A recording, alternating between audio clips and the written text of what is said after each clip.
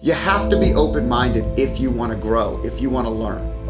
It's really important when you have a growth mindset that you're stretching yourself on a regular basis, because when you stretch yourself, you become uncomfortable, but it's temporary. It's a temporary uncomfortability. We grow most when we're uncomfortable. Think about that. When you're uncomfortable, you're learning, you're thinking, you're having to fight or flight, or organize thoughts, or think about what you want to say. It reminds you, it humbles you about the way that you're great at something might not be in that moment, and now you have to think outside the box. The level of your life will be at maximum capacity. The value of your life experiences will be better and bigger than anything you've ever wanted to accomplish. And the success that lies ahead is immense, no matter where you're starting from.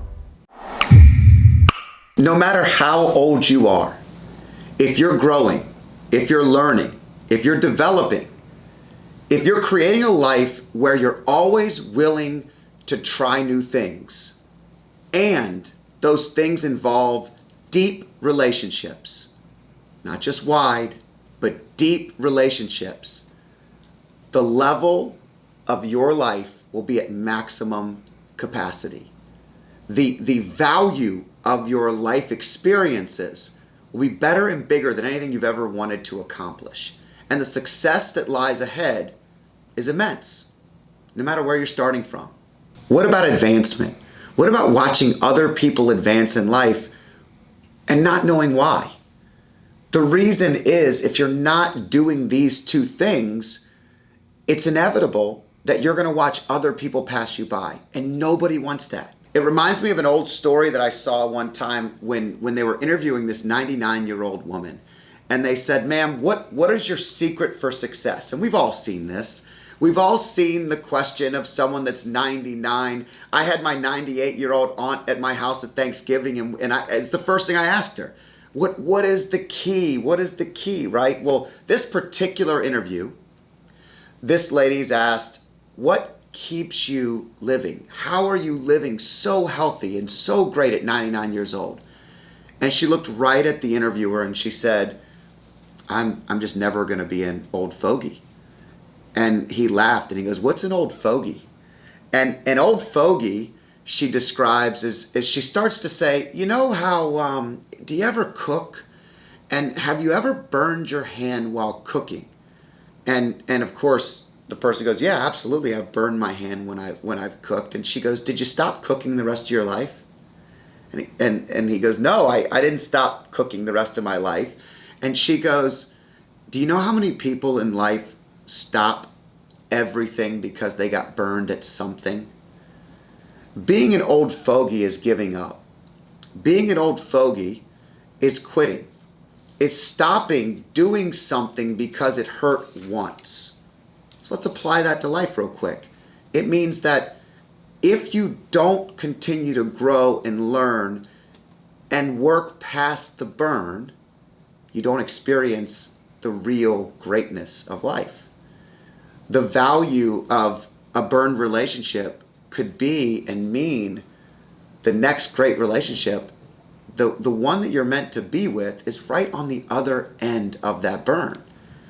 So, you know, life is really interesting when you talk in terms of this old fogey, because at 99 years old, she was young. Her brain was right. It was clean. It was smart. It was dialed in, and she knew what she wasn't going to become. And so it reminds me of the two things that we were talking about in the beginning.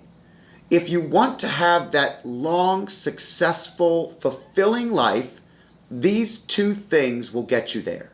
And what I'm going to do is kind of share with you the facets of those two things in this video. We're going to talk about growth. And first, we're going to talk about lifelong learning. How many people have ever picked up a pair of chopsticks? The first time you ever pick up a pair of chopsticks, it's hard. In fact, it seems impossible. I've watched my children over the years. We've done the little rubber band at the top when we get sushi, and we've tried all the little things that they can do to get them to use these chopsticks. But chopsticks for a child are very easy to learn. Once they started doing them, they do them a couple of times, they pick them up. But for an adult, for someone older, it's very challenging. The first time I picked them up, I thought I would never learn. And then I realized how awesome lunchboxes were at sushi restaurants, and I started eating it a couple times a week and realizing that the chopsticks made the experience better. And I learned. But it wasn't pretty. I dropped many of pieces of sushi in the soy, splattering my dress shirt and ruining it many times. I don't do that anymore. Knock on wood, not a lot. But the truth is, the mentality of trying something new is really valuable. So many of us, as we get older, we quit. We say, oh, I don't do that. I never do that. I don't like that. That doesn't get you anywhere in life. It doesn't get you anywhere you want to be. Not being something is a scarcity mindset. It's actually a fixed brain. It's fixed. It means that you stop growing. You're done. You don't ever do that anymore. What do you mean you don't do that anymore? You start trying new things all the time. It keeps you young. It keeps you interesting. It allows you to understand things that so many people start to forget.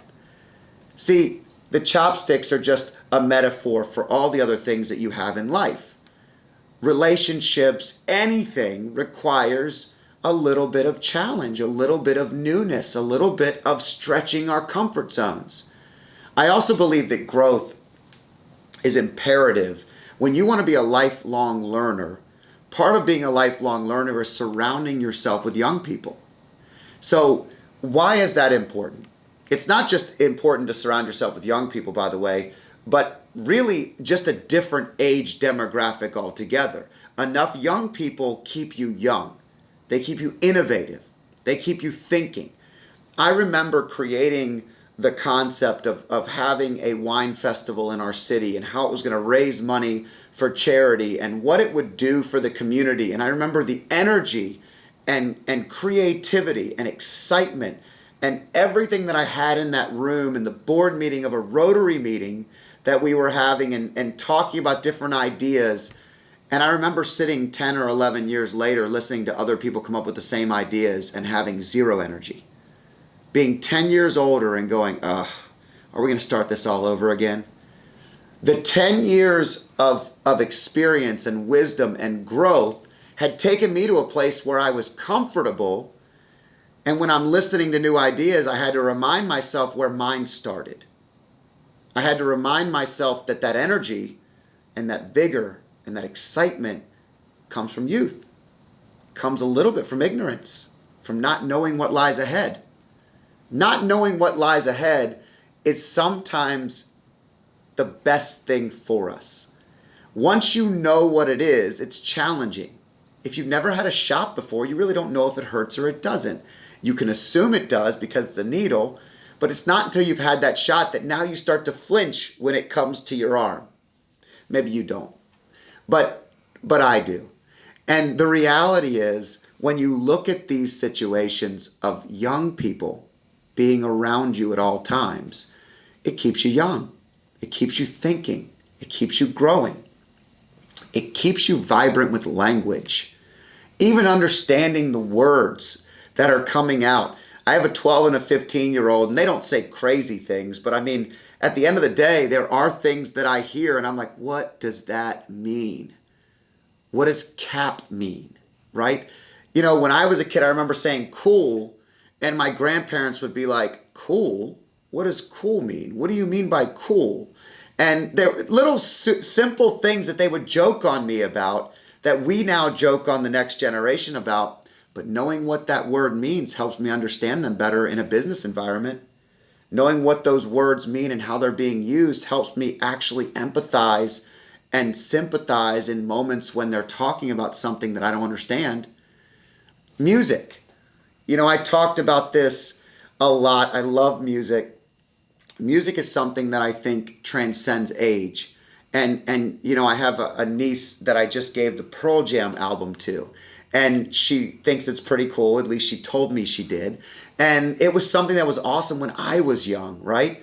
And I like all kinds of music, from the Beatles to Louis Armstrong to Ella Fitzgerald to, Pearl Jam and whatever else is out there.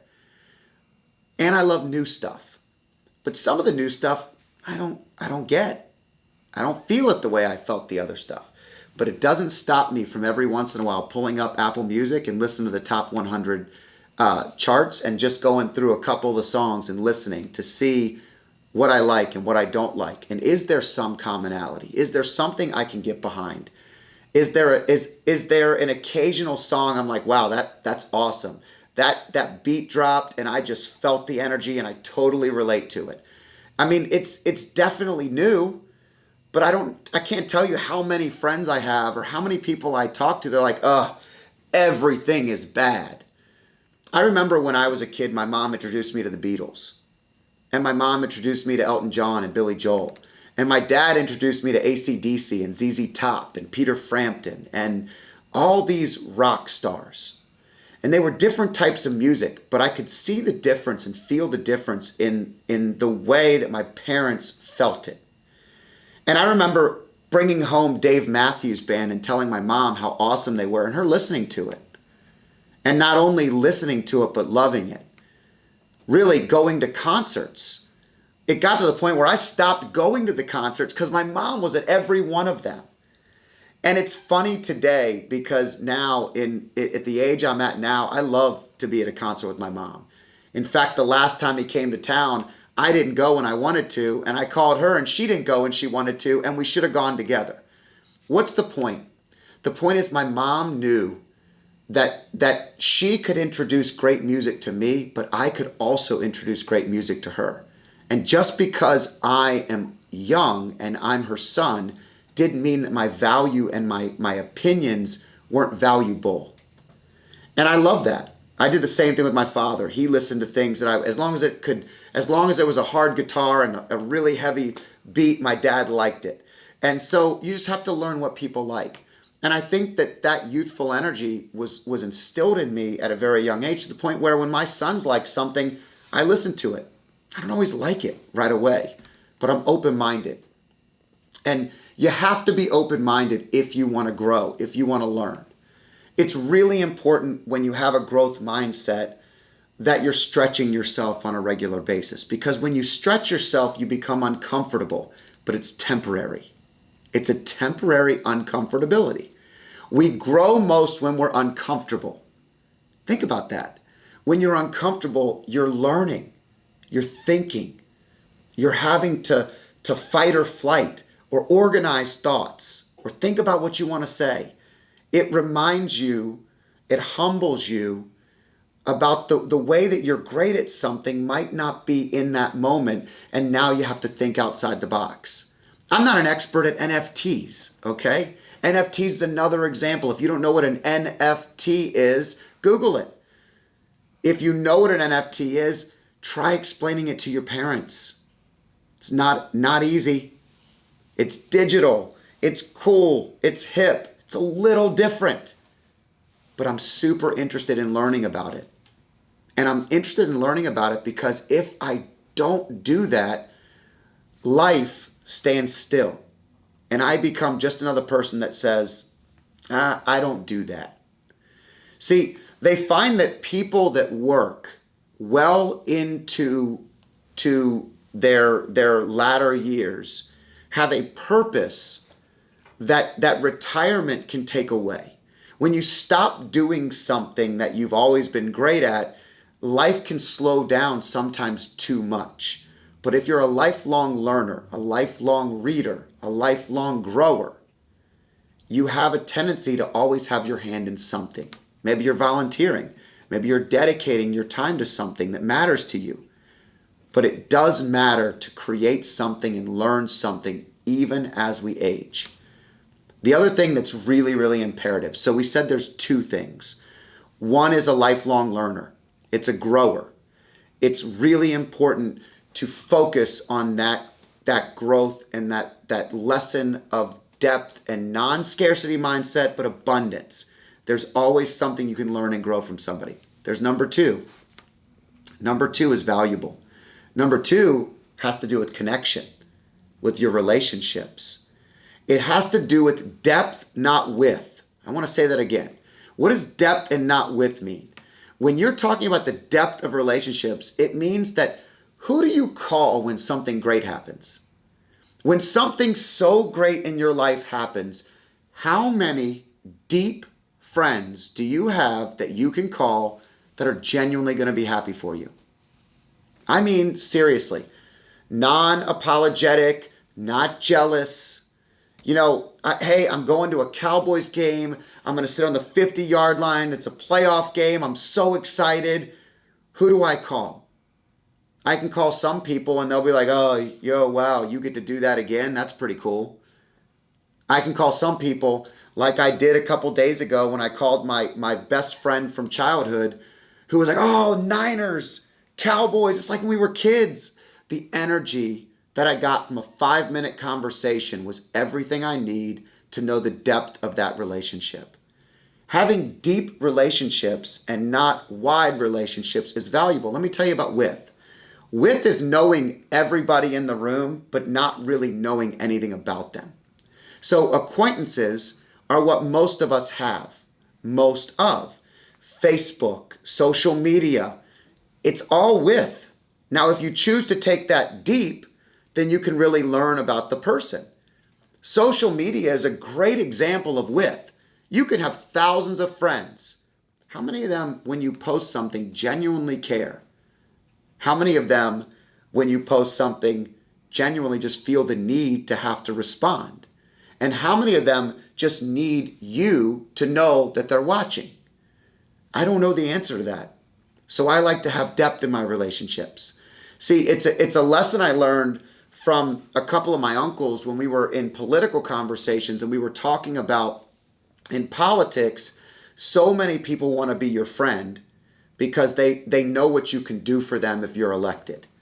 But the reality is the depth of those relationships means that when something comes up that don't go to your core values, you know you can go to that person and say, I'm with you a lot of times, but today I can't be. And there's still someone that's with you. That's a really, really impressive and important thing in politics, and it's a really important and impressive thing when it comes to life. Depth of relationships is all about connection. How do you feel when you're with that person? What is it like in that room with the energy of both of you in there when you're talking about stuff that you love? Are you listening? When we talk about depth is not wanting to be the only person that talks. Depth is about being with somebody that you actually want to listen to. You can't wait to hear what they're saying. You love the perspective and the logic, and you can go back and forth. We've got friends we hang out with every Friday night, a couple of different groups that we do. And it's our normal Friday night crew. And you know what? We talk about everything from our children to podcasts we listen to health, to anything. There is no topic off the reservation. We can go anywhere we want. And you know what I love about that? It's total freedom and authenticity. See, depth of friendship is about authenticity. It's about being able to be who you are with them as the same you are at work, as the same you are everywhere in your life. When you actually have authentic relationships, you have deep relationships, not just wide.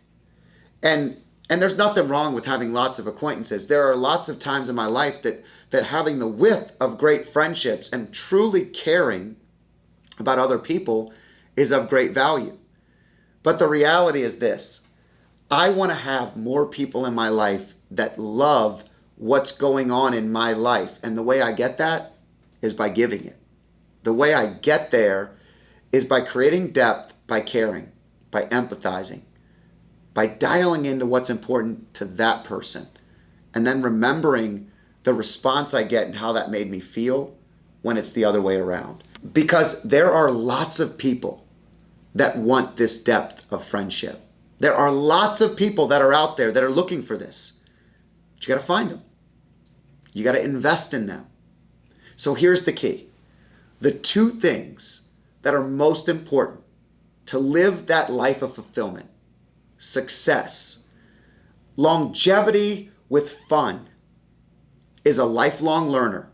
If you're not growing, you're dying. Lou Holtz said that. If you're not growing, you're dying. Grow, grow, grow. Learn, develop. And second, create depth of relationships. Depth, not width. Build relationships that have true connection. And if you do those things, you're going to find so much success. We do a lot of videos. So A, thanks for watching. B, if you want to see how successful people think, watch this video next.